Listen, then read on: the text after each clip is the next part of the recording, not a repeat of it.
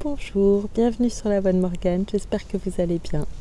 Je reprends la lecture de Martin Eden de Jack London. Je reprends une lecture qui s'est interrompue brusquement puisque je n'avais plus de mémoire et j'en suis au chapitre 24. Voilà. J'espère que cette lecture vous plaira et je vous remercie beaucoup pour votre écoute. Merci beaucoup et à tout à l'heure. Chapitre 24. Les semaines passaient, Martin n'avait plus le sou et les chèques des éditeurs se faisaient attendre. Ses anciens manuscrits étaient revenus, puis repartis, et son journalisme ne réussissait pas davantage. Ses menus devinrent d'une simplicité de plus en plus rudimentaire. Pendant 5 jours, il vécut d'un demi-sac de riz et de quelques kilos de haricots secs. Puis, il tâcha de vivre sur son crédit. L'épicier portugais, jusqu'alors payé comptant, refusa toute avance lorsque la note de Martin eut atteint la somme énorme de 3,85 $. « Comprenez, dit-il, je vois bien que vous ne trouvez pas de travail et je perdrai mon argent. » Et Martin n'eut rien à répliquer. À quoi bon se lancer dans des explications ? La plus élémentaire conception commerciale s'opposait à ce qu'on fasse crédit à un garçon vigoureux, visiblement trop paresseux pour travailler. « Si vous trouvez du travail, je vous fournirai de la marchandise, assura l'épicier. Pas de travail, pas de marchandise. Ça, ce sont les affaires. » Puis, pour bien lui prouver qu'il ne lui en voulait pas, il proposa « Allons boire un verre au comptoir, on est tout de même des amis. » Martin but pour montrer qu'il ne lui en voulait pas non plus, puis rentra se coucher sans dîner. Le magasin où Martin achetait ses légumes était tenu par un Américain dont les principes commerciaux furent assez faibles pour laisser monter la note à 5 $. Puis il arrêta les frais. Le boulanger alla jusqu'à 2 $, le boucher jusqu'à 4 $. Martin, en faisant le compte de ses dettes, dit qu'il en avait pour 14 $. Sans parler de ce qu'il devait pour la machine à écrire. Puis il se dit qu'on lui ferait bien 2 mois de crédit. Mais au bout de ces 2 mois-là, son dernier achat chez le fruitier avait été d'un sac de pommes de terre, et pendant 8 jours, il mangea des pommes de terre, rien que des pommes de terre, 3 fois par jour. Un dîner chez Ruth, de temps en temps, l'aidait à ne pas s'affaiblir. Mais il souffrait de devoir se modérer par bienséance quand son appétit faisait rage à la vue de tant de bons plats étalés devant lui. Quelquefois, il entrait chez sa sœur au moment des repas et mangeait à sa faim, ce qu'il n'osait jamais faire chez les Morse. Il travaillait toujours, et tous les jours, le facteur lui rapportait des manuscrits refusés. Quand il n'eut plus de quoi les affranchir, ils s'accumulèrent sous la table. Puis vint un jour où il n'eut pas de quoi manger, puis un second jour. Il ne pouvait compter sur un dîner chez Ruth, car elle était partie à San Rafael pour 15 jours et une fausse honte l'empêchait d'aller chez sa sœur. Pour comble de malchance, le facteur, l'après-midi, lui rapporta 5 manuscrits refusés. Alors Martin alla porter son pardessus au mont de piété d'Auckland et revint avec 5 $ en poche. Il donna 1 $ d'acompte à chacun de ses 4 fournisseurs, se paya un beefsteak et des oignons frits, but du café et fit cuire un grand pot de prunes. Puis, rassasié, il s'assit à sa table et termina un essai qu'il intitula « De l'usure, institution philanthropique ». L'ayant dactylographié, il le jeta sous la table, car il ne lui restait rien des 5 $ pour acheter des timbres. Quelque temps plus tard, il mit sa montre et sa bicyclette au clou et, ne retenant sur les sommes ainsi réalisées qu'un minimum pour acheter des provisions, il affranchit tous les manuscrits et les expédia de nouveau. Son journalisme le décevait. Personne ne se souciait de lui prendre ses articles. Cependant, en les comparant avec ce qu'il voyait dans les journaux, les publications hebdomadaires et les revues populaires, il les trouvait décidément mieux, beaucoup mieux que la moyenne. Et pourtant, ça ne se vendait pas. Dans un des grands périodiques pour la jeunesse, il remarqua des colonnes entières de nouvelles et d'anecdotes. Il tenta aussi cette chance, en vain. Plus tard, lorsqu'il n'en eut plus besoin, il apprit que les rédacteurs avaient coutume d'augmenter leur salaire en fournissant eux-mêmes ce genre de prose. Les journaux humoristiques lui renvoyèrent ses histoires drôles et ses poèmes burlesques. Les vers, pour dire en société, ne trouvèrent pas davantage grâce dans les magazines. Restaient encore les nouvelles pour quotidien. Il savait que les siennes étaient meilleures que celles qu'on publiait. Ayant obtenu les adresses de 2 syndicats de journaux, il les inonda de nouvelles. Quand il en eut écrit une vingtaine sans succès, il y renonça. Et cependant, chaque jour, il lisait, dans les quotidiens et les hebdomadaires, des masses de nouvelles dont pas une ne valait les siennes. Découragé, il en arriva à la conclusion qu'il n'avait aucun jugement, qu'il s'hypnotisait sur ce qu'il écrivait, bref, qu'il n'était qu'un illuminé plein de prétentions. L'inhumaine machine éditoriale suivait sa marche habituelle. Il joignait des timbres à ses manuscrits, les glissait dans la boîte. Environ 3 semaines après, le facteur montait l'escalier et les lui rapportait. Sûrement rien d'humain n'était au bout de tout cela. Ce n'était que rouages perfectionnés, engrenages bien combinés, distributeurs automatiques et burettes à huile. Dans son désespoir, il en vint à douter de l'existence même des éditeurs.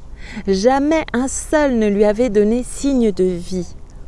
Et l'hypothèse était parfaitement plausible d'une grande manufacture anonyme actionnée par des mécaniciens, des typographes et des camelots.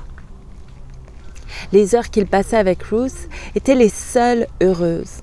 Mais toutes n'étaient pas heureuses. Une inquiétude morbide le tenaillait continuellement, bien plus énervante maintenant qu'elle l'aimait, car la possession réelle lui apparaissait plus éloignée que jamais. Il avait demandé 2 ans. Le temps passait et il n'aboutissait à rien. De plus, il se rendait parfaitement compte du fait qu'elle n'approuvait nullement son genre de vie.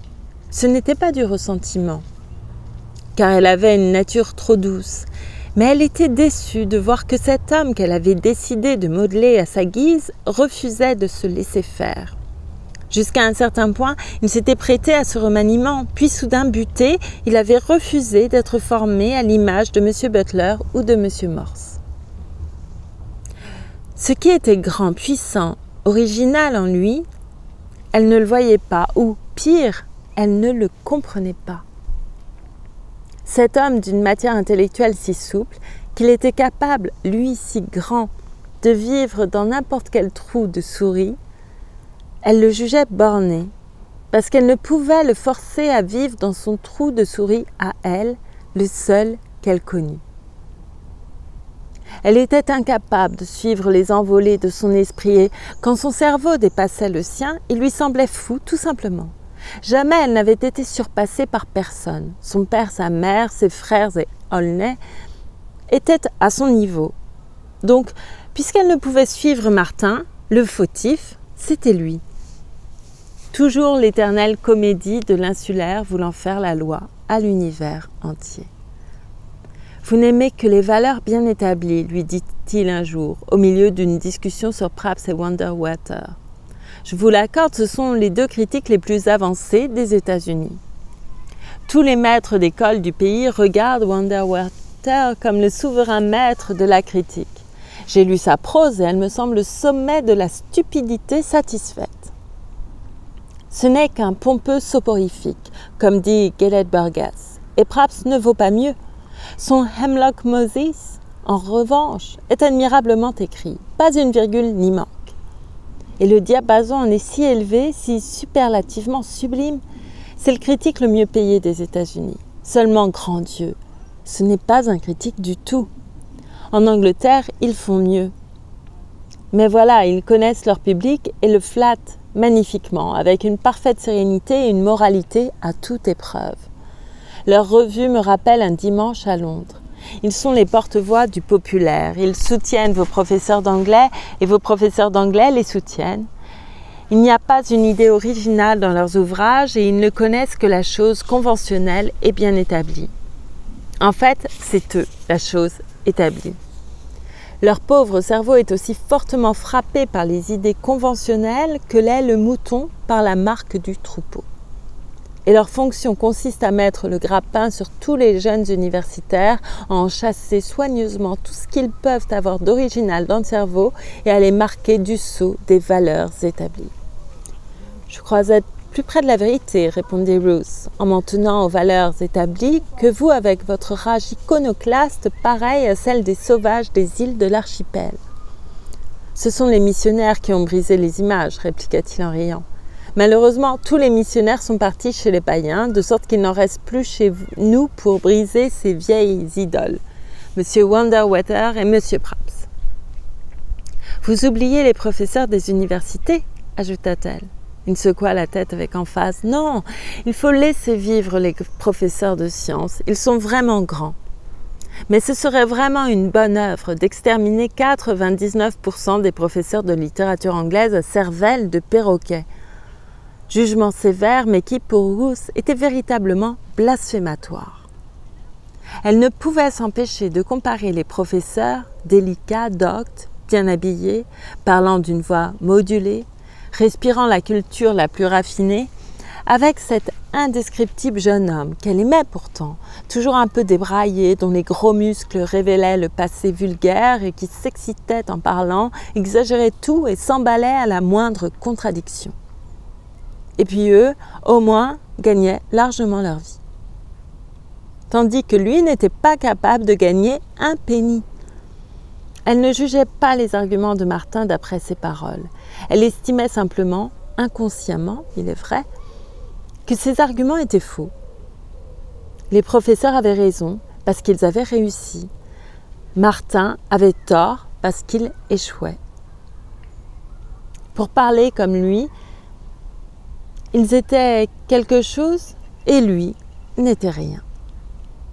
D'ailleurs, il était inconcevable qu'il ait raison, lui, qu'elle voyait encore, il n'y avait pas si longtemps, dans ce même salon, gaucher, rougissant, jetant autour de lui des regards effrayés, affolé à l'idée que ses épaules roulantes allaient renverser un bibelot, demandant depuis combien d'années Swinburne était mort et annonçant triomphalement qu'il avait lu Excelsior et le psaume de la vie. Inconsciemment, Ruth fournissait la preuve qu'elle n'estimait que les valeurs établies. Martin suivait l'évolution de ses pensées, mais se défendait d'aller plus loin.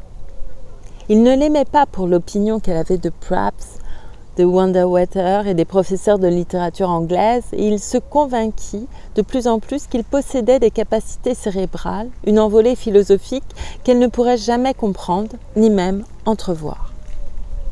Sur le chapitre musique, elle le jugeait insensé et, en matière d'opéra, complètement perverti. « Eh bien, vous avez aimé ?» lui demanda-t-elle un soir en rentrant de l'opéra où il l'avait amenée au prix d'un mois d'économie sordide sur sa nourriture. Émue et troublée par la musique, elle avait vainement attendu qu'il parle. « J'ai aimé l'ouverture, dit-il. Elle est admirable. »« Oui, mais l'opéra en lui-même. » Admirable aussi, enfin la musique. Ça aurait été parfait si ces épileptiques étaient restés tranquillement ou avaient quitté la scène. Ruth fut abasourdie. « Vous ne parlez pas de la Tétralanie ou de Barillot ?» interrogea-t-elle. « De tous, de toute cette bande de fous. Mais ce sont de grands artistes, fit-elle en protestant. Ça ne les a pas empêchés de saboter la musique avec leurs jeux faux et conventionnels. Mais vous n'aimez pas la voix de Barillot ? C'est le meilleur après Caruso, paraît-il. Bien sûr, je l'aime, bien que je préfère encore la Tétralanie. Sa voix est exquise, à mon avis, du moins. Mais, balbutia Ruth, je ne comprends pas ce que vous voulez dire. Vous admirez leur voix et cependant vous dites qu'ils sabotent la musique. Précisément. Je donnerais cher pour les entendre au concert et donnerais encore davantage pour ne pas les entendre quand l'orchestre joue. Voyez-vous, j'ai peur de n'être qu'un affreux réaliste. Les grands chanteurs ne sont pas de grands acteurs. Entendre Barillot chanter une phrase d'amour d'une voix céleste, entendre la Tétralanie lui donner la réplique d'une voix également céleste et les entendre accompagnés par une musique colorée, rutilante, est un régal absolument merveilleux. Je fais mieux que l'admettre, je l'affirme. Mais tout l'effet en est gâté quand je les regarde, quand je vois la tétralanie. 100 kg et 1,85 m, et Barrio avec sa figure huileuse, son torse trapu et ses jambes trop courtes. Quand je les vois tous les deux prendre des poses plastiques, se frapper la poitrine, agiter leurs bras comme des fous échappés d'un asile d'aliénés, et quand on me demande de m'imaginer que j'assiste à une scène d'amour entre une jeune et belle princesse et un prince charmant, eh bien non. Je ne peux pas accepter ça, voilà tout. C'est stupide, absurde et faux. C'est surtout faux. Ne me dites pas que quelqu'un a jamais chanté son amour de cette manière. Comment? Mais si je vous faisais la cour ainsi, vous m'enverriez des gifles. Mais vous faites erreur, protesta Ruth. Chaque forme d'art a ses limites. Elle faisait son possible pour se rappeler une conférence sur la convention dans les arts qu'elle avait entendue à l'université. En peinture, vous n'avez que 2 dimensions sur la toile. Pourtant, vous acceptez l'illusion des 3 dimensions que l'art du peintre lui permet de représenter. Pour la littérature, c'est la même chose. Vous trouvez parfaitement légitime que l'auteur vous décrive les pensées intimes de son héroïne et vous savez que l'héroïne était seule et que ni l'auteur ni personne ne pouvait savoir ce qu'elle pensait. C'est la même chose pour le théâtre. La sculpture, l'opéra, pour toutes les manifestations d'art, certaines choses inévitables doivent être acceptées. Oui, je comprends, dit Martin. Chaque art a ses conventions. Ruth fut surprise de l'entendre employer ce mot. On aurait dit qu'il avait étudié à l'université au lieu d'avoir glané quelques notions au hasard à travers les livres de la bibliothèque. Mais les conventions mêmes doivent approcher de la réalité. Nous admettons que des arbres peints grossièrement sur du carton et dressés de chaque côté de la scène représentent une forêt. Bien. Mais d'autre part, nous n'admettrions pas que cette même forêt soit représentée par un paysage marin. Ce serait une absurdité. Nous ne pouvons l'admettre. Et vous-même ne pouvez pas, ou plutôt ne devriez pas, accepter que les frénésies ridicules, les contorsions et les grimaces pénibles des 2 fous de ce soir soient censés représenter une scène d'amour. Alors, vous ne vous croyez pas supérieur à tous les critiques musicaux? Non, non, pas pour l'instant. Juste de mon droit individuel, simplement. Je viens de vous dire ce que je pense, afin que vous compreniez pourquoi les gambades éléphantines de Madame Tétralanie sabotent pour moi le plaisir de la musique. Les grands juges musicaux peuvent avoir raison, tous tant qu'ils sont. Mais moi, je suis moi. Je ne subordonnerai pas mon goût au jugement unanime du public. Si je n'aime pas une chose, je ne l'aime pas. Voilà tout. Et rien au monde ne me fera l'aimer. Parce que la grande majorité de mes contemporains l'aiment ou fait semblant de l'aimer. Mes goûts et mes aversions ne suivent pas la mode. Mais vous savez, la musique est une éducation, discuta Ruth. L'opéra surtout. Ne croyez-vous pas que je ne suis pas éduquée pour l'opéra? Fit-il vivement. Elle fit un signe affirmatif. Justement, dit-il. Et je me considère comme très heureux de n'avoir pas été pris quand j'étais petit. Si je l'avais été, ce soir j'aurais versé de douces larmes et les clowneries surannées de ce couple délirant n'auraient, à mes yeux, que mieux fait valoir la beauté de leur voix et celle de la musique.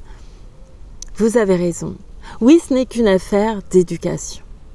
Mais à présent, je suis trop vieux. Il me faut de la vérité ou rien du tout.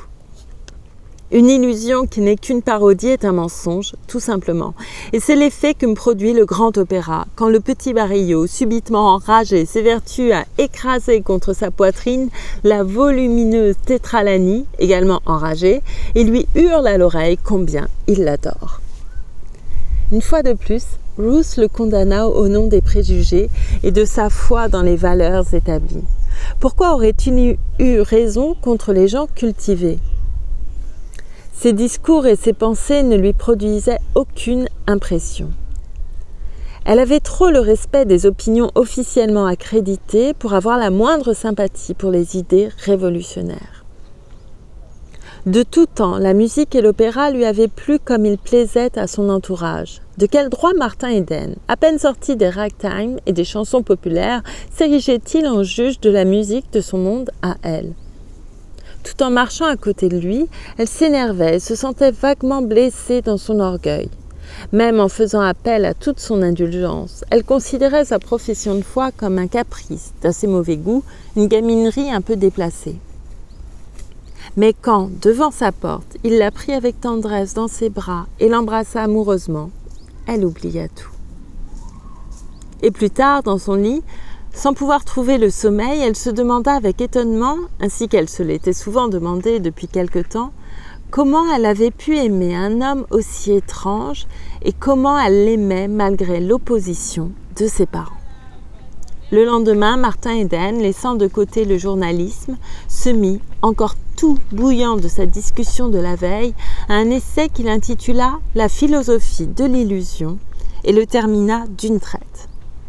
Il le timbra et l'expédia aussitôt, mais il devait le timbrer bien des fois encore et le réexpédier bien souvent pendant les mois qui suivirent. Chapitre 25. Maria Silva était pauvre, et rien de ce qui touche à la pauvreté ne lui était étranger.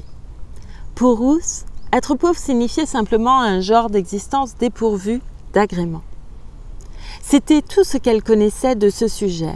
Elle savait que Martin était pauvre et comparait volontiers sa situation avec celle d'Abraham Lincoln jeune, de M. Butler ou de quelques autres arrivés depuis à la réussite.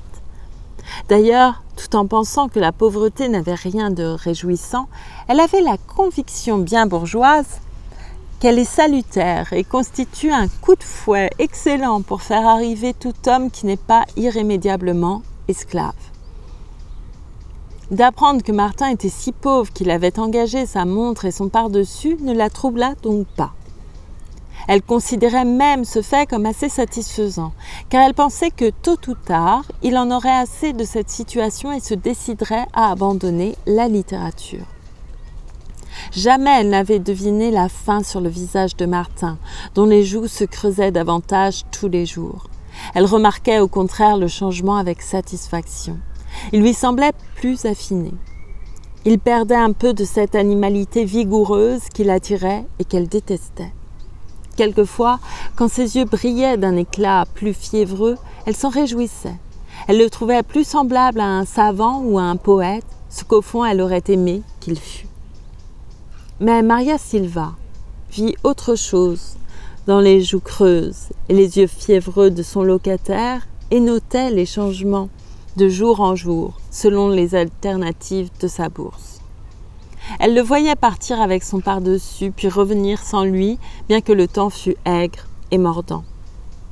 Ce jour-là, ses joues s'étaient remplies un peu et la fièvre de ses yeux s'était atténuée. Elle vit de même disparaître la bicyclette et la montre, et à chaque disparition, sa mine s'améliorait momentanément. Elle mesura également l'intensité de son labeur à la quantité de pétrole qu'il brûlait la nuit et comprit qu'il la dépassait encore comme travail, bien que celui-ci soit différent du sien. Ce qui la surprit, ce fut de constater que moins il mangeait, plus il travaillait. Parfois, quand elle jugeait que le besoin s'en faisait par trop sentir, elle lui envoyait une galette cuite par elle, sous le prétexte qu'il ne savait sûrement pas la réussir aussi bien. Ou bien, elle lui dépêchait un de ses mioches avec un grand bol de soupe chaude, tout en se demandant si elle avait le droit d'en priver sa nichée. Et Martin lui en était reconnaissant, car il connaissait l'existence des pauvres et savait que s'il existe de la charité sur terre, c'en était et de la vraie. Un jour que Maria avait lesté sa nichée de ce qui restait à la maison et dépensé ses derniers 15 cents à l'achat d'un litre de piquette, Martin, entré à la cuisine pour chercher de l'eau, fut invité à s'asseoir et à boire un verre avec elle. Il but à sa santé et elle but à la sienne. Puis elle but à la réussite de ses affaires et il but à l'espoir que James Grant lui paierait sa note de blanchissage. James Grant était un charpentier à la journée qui ne payait pas volontiers et devait 3 $ à Maria. Maria et Martin burent leur litre, l'estomac vide et l'âpre vin nouveau eut au fait de leur monter à la tête. Aussi différents qu'ils fussent, leur détresse était pareille, et bien que tacitement ignorée, la misère les rapprochait. Maria fut abasourdie d'apprendre qu'il avait été aux Açores, où elle avait vécu jusqu'à l'âge de 11 ans. Elle le fut encore davantage en apprenant qu'il connaissait bien les îles Hawaï, où elle avait émigré ensuite avec sa famille. Mais son étonnement devint de la stupeur quand il lui dit qu'il avait été à Maui, l'île où elle s'était mariée. À Kaului, où elle avait connu son mari, il avait été 2 fois. Oui, elle se souvenait des navires chargés de sucre, et lui, Martin, était à leur bord. Vraiment, le monde est petit. Et Wailuku, là aussi. Connaissait-il le contremaître de la plantation? Oui, il avait même bu quelques verres avec lui. Ainsi, tous deux évoquaient le passé en trompant leur faim avec le petit vin aigre. L'avenir parut à Martin moins noir. Le succès tremblotait au bout, comme une étoile. Bientôt, il le saisirait. Puis il observa le visage cruellement ridé de la femme usée, vieillie par le travail, se souvint des soupes et des miches de pain, et une chaude vague de reconnaissance et de philanthropie l'envahit brusquement. « Maria, s'écria-t-il à brûle-pourpoint, que voudriez-vous avoir ?» Elle le regarda, intriguée. « Que voudriez-vous avoir tout de suite, sur l'heure, si vous pouviez ?»« Des souliers pour les gosses, 7 paires de souliers. » « Vous les aurez, assura-t-il, tandis qu'elle hochait gravement la tête. Mais je voulais dire, que souhaitez-vous de beau, de tout à fait beau ?» Les yeux de Maria brillèrent gaiement. Il voulait plaisanter avec elle. Les gens ne plaisantaient pas souvent avec elle. « Réfléchissez bien, recommanda-t-il, comme elle ouvrait la bouche pour parler. « Oui, oui, dit-elle. J'ai bien réfléchi, je voudrais avoir cette maison à moi, bien à moi, toute, ne plus payer de loyer, $7 par mois. » Vous l'aurez, promit-il. Et bientôt. Maintenant, faites encore un vœu, tout à fait beau. Imaginez que je suis le bon Dieu et que je vous dise « Tout ce que vous désirerez sera accordé. Allez-y, j'écoute. » Maria réfléchit solennellement un instant. « Vous n'avez pas peur ?» prévint-elle. « Non, non, dit-il en riant, je n'ai pas peur, allez-y. C'est un gros morceau. D'accord, lâchez tout. » Eh bien voilà. Elle prit une grande respiration comme les enfants qui se risquent à demander un cadeau impossible.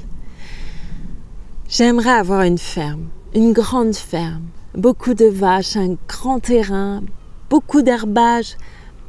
Pas loin de San Leandro, ma sœur habite là. Je vendrais le lait à Auckland, ça me rapporterait beaucoup d'argent. Joe et Nick ne garderaient pas les vaches, ils iraient à l'école. Un jour, ils pourraient devenir ingénieurs, construire des chemins de fer. Oui, j'aimerais avoir une grande ferme. Elle s'arrêta et regarda Martin avec des yeux brillants. « Vous l'aurez, dit-il aussitôt. » Elle hocha la tête et but poliment à la santé du donateur de ce cadeau qu'elle n'aurait jamais. Mais elle appréciait son bon cœur et l'intention généreuse. « Non, Maria, poursuivit Martin, Joe et Nick n'auront pas besoin de s'occuper du lait et tous vos gosses iront à l'école et porteront des souliers toute l'année. Ce sera une belle ferme avec tout ce qu'il faut. Il y aura une maison d'habitation, une écurie pour les chevaux et, naturellement, une étable. Il y aura des volailles, des cochons, des légumes, des arbres fruitiers et bien d'autres choses. Et les vaches seront assez nombreuses pour que vous puissiez vous payer 1 ou 2 garçons de ferme. Vous n'aurez donc rien à faire qu'à vous occuper des enfants. Si vous trouvez un bon mari, il faudra le prendre et vous payer du bon temps, et lui s'occupera de la ferme. » Puis, ayant distribué ses largesses en acompte sur l'avenir, Martin s'en fit prendre son meilleur complet et alla l'engager, sacrifice suprême qui le désespérait car il le séparait de Ruth. Son autre complet n'était pas présentable et s'il pouvait le mettre pour aller chez le boucher, le boulanger ou chez sa sœur, il lui était absolument impossible de se présenter chez les Morse dans une tenue aussi misérable. Il trimait toujours, dénué de tout et presque sans espoir. Sa deuxième bataille était perdue sans doute et il allait être obligé de chercher un travail quelconque. En s'y résignant, Il contenterait tout le monde, l'épicier, sa sœur, Rousse et même Maria, à qui il devait 1 mois de pension. Pour sa machine à écrire, il devait 2 mois et l'agence le harcelait pour qu'il paye ou rende la machine. Désespéré, mais pourtant plus que jamais décidé à ne pas se rendre et en quelque sorte pour conclure un armistice avec le destin, il s'inscrivit aux examens du personnel des chemins de fer. À sa grande surprise, il fut reçu premier. Ce gagne-pain était donc assuré, sans qu'il eût pourtant aucune idée de l'époque où on réclamerait ses services. Ce fut à ce moment-là le plus dur que le mécanisme éditorial, pourtant si bien huilé d'habitude, subit un arrêt incompréhensible. Un pignon dut casser ou un graisseur tarir, car un matin, le facteur apporta une petite enveloppe mince sur le coin de laquelle était imprimé le nom et l'adresse du Transcontinental Monthly. Son cœur fit un bond désordonné et il se sentit subitement faible avec une étrange sensation dans les genoux. Titubant, il rentra dans sa chambre, s'assit sur son lit, l'enveloppe encore cachetée à la main, et comprit tout à coup, comme il arrive que des gens tombent morts à l'annonce d'une nouvelle extraordinaire. C'était bien une nouvelle extraordinaire. La petite enveloppe ne contenait pas de manuscrit, c'était donc une acceptation. Ce qu'il avait envoyé au Transcontinental, c'était l'appel des cloches, conte tragique de 5000 mots. Puisque les premières revues payaient toujours à la réception du manuscrit, l'enveloppe contenait évidemment un chèque. À 2 cents le mot, 20 $, le 1000. Le chèque devait être de 100 $. 100 $. En déchirant l'enveloppe, il récapitula le montant de ses dettes. 3,85 $ à l'épicier, 4 au boucher, au fruitier 5 et 2 au boulanger. Total 14,85 $. Puis il y avait sa chambre, 2,50 $, plus un mois d'avance, 2,50 $, 2 mois pour sa machine à écrire, 4 $ et un mois d'avance, total 31,85 $. Et pour en finir, ses reconnaissances, plus l'intérêt. Montre, 5,50 $. Par-dessus, 5,50 $. Bicyclette, 7,75 $. Complet, 5,50 $. Et 60% d'intérêt. En tout, ça faisait 56 $ et 10 cents. Il lui restait donc en poche, une fois toutes ses dettes payées, 43,90 $ et en payant d'avance 1 mois pour la machine et 1 mois de pension. Il avait fini par retirer de l'enveloppe une feuille dactylographiée et l'avait dépliée. Il n'y avait pas de chèque. Il observa l'enveloppe, la regarda par transparence et enfin, n'en croyant pas ses yeux, la défia entièrement avec ses doigts tremblants. Il n'y avait pas de chèque. Il lut la lettre, ligne par ligne, passant vite sur les éloges de l'éditeur pour arriver à la seule chose importante, la raison de l'absence de chèque. Il n'en trouva pas, mais il trouva autre chose qui le fit soudain défaillir. La lettre lui glissa des mains. Il tomba sur l'oreiller, ses yeux vacillèrent et il tira la couverture à lui, envahi subitement d'un grand frisson. 5 $ pour l'appel des cloches, pour 5000 mots. Au lieu de 2 cents le mot, 10 mots pour 1 cent. Et l'éditeur le complimentait par-dessus le marché. Le chèque lui serait envoyé aussitôt l'histoire publiée. Alors ces 2 cents le mot au minimum, payé d'avance, tout cela c'était de la fumisterie. Jamais il n'aurait essayé d'écrire s'il avait su ce qu'il en était. Il aurait pris une situation pour l'amour de Ruth. Il se rappela le jour où il avait écrit pour la première fois et fut effrayé du temps énorme qu'il avait perdu. Tout cela pour 1 cent, les 10 mots. Et ce qu'on racontait au sujet des grands revenus des auteurs arrivés devait être faux aussi. Le Transcontinental se vendait 25 cents et sa pompeuse et artistique couverture le proclamait un des premiers magazines. C'était une publication sérieuse, respectable, datant de bien avant sa naissance et qui n'avait jamais cessé de paraître depuis. Tous les mois, sur la couverture, paraissait une phrase d'un des grands pontifes de la littérature proclamant en publiant proclamant la bienfaisante action du transcontinental qui, en publiant ses premières élucubrations, lui avait permis de devenir illustre. Et c'était ce même transcontinental, cette revue inspirée des dieux, qui payait 5 $ les 5000 mots. Ce grand pontife venait de mourir à l'étranger, dans la plus noire misère d'ailleurs, chose fort naturelle étant donné la façon généreuse dont on payait les auteurs. Eh bien, il avait mordu à l'hameçon. Les journaux mentaient au sujet des écrivains et de ce qu'on leur donnait, et il avait perdu 2 ans. Mais à présent, c'était bien fini. Il n'écrirait plus jamais une ligne. Il ferait ce que Ruth voulait, ce que tout le monde voulait, il se ferait une situation. Cette résolution le fit penser à Joe qui cheminait par monts et par vaux sans rien faire, et Martin eut un grand soupir d'envie. La réaction de son régime de 19 heures de travail pendant si longtemps se faisait sentir.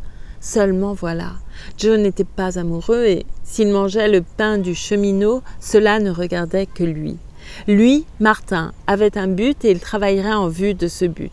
Demain matin, de bonne heure, il s'en irait à la recherche d'une situation. Il ferait savoir à Ruth également qu'il s'était amendé et ne demandait pas mieux que d'entrer dans les bureaux de son père. 5 $ les 5000 mots. 10 mots pour un cents. La cote de l'art. La désillusion, le mensonge, l'infamie de tout cela l'obsédait. Sous ses paupières closes, brûlantes, dansait en chiffres le feu.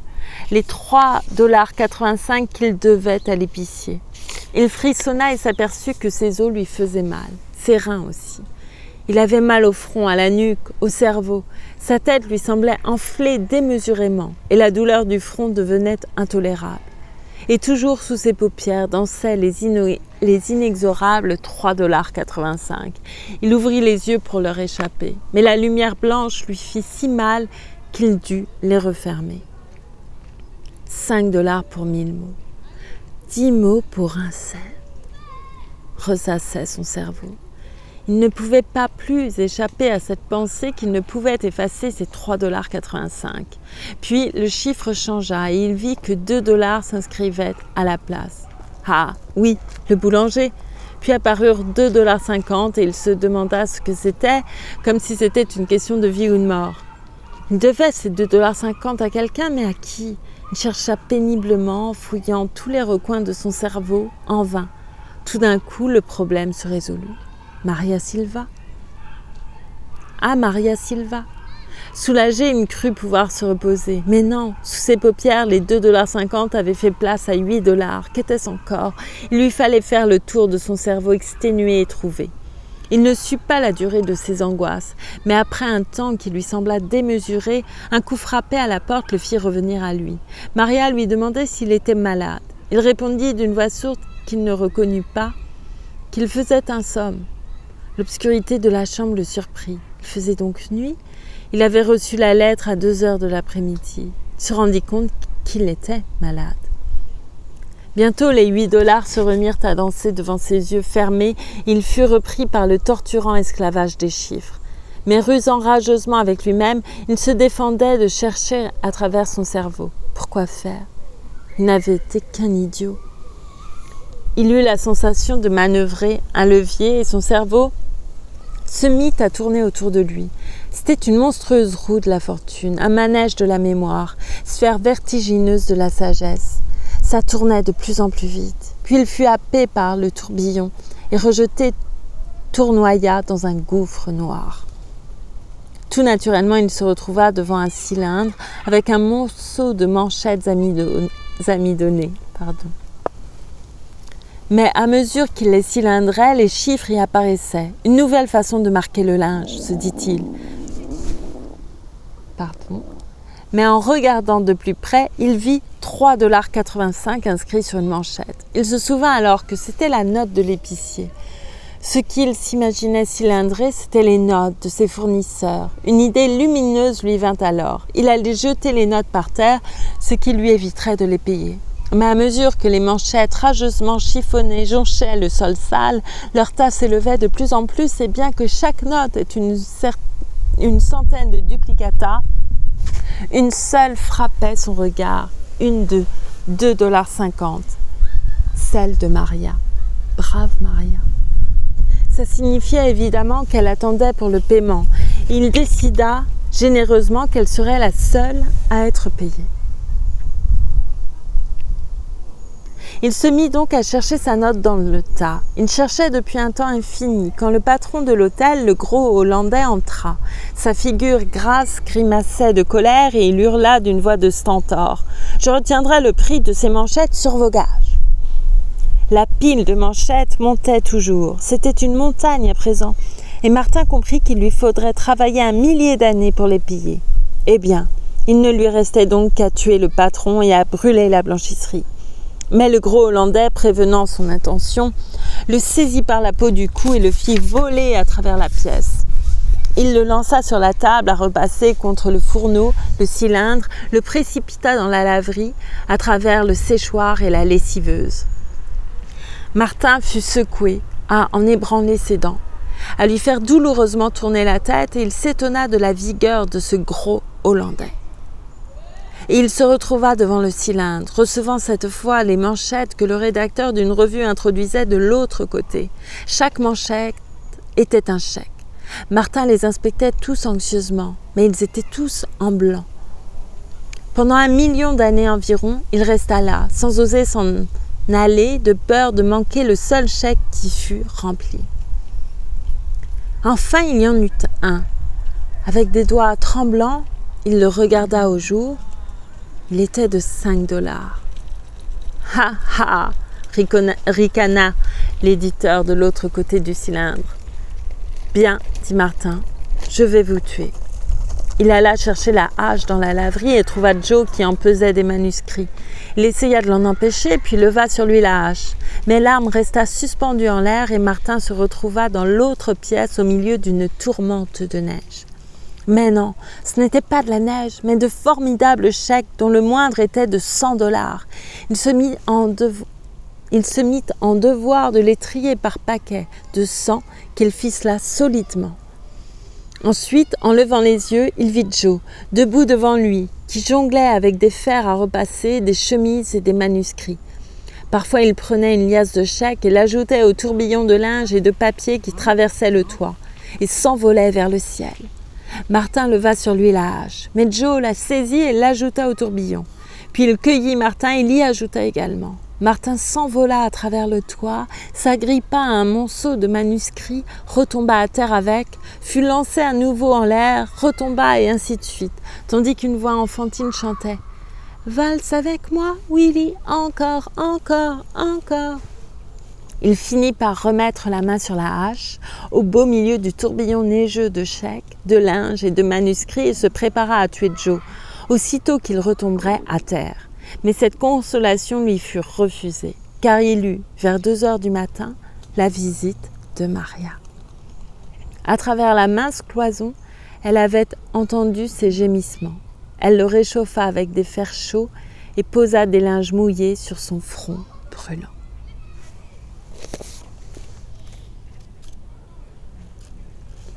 Voilà, je vais m'arrêter là pour cette lecture qui était un peu plus longue que les autres déjà.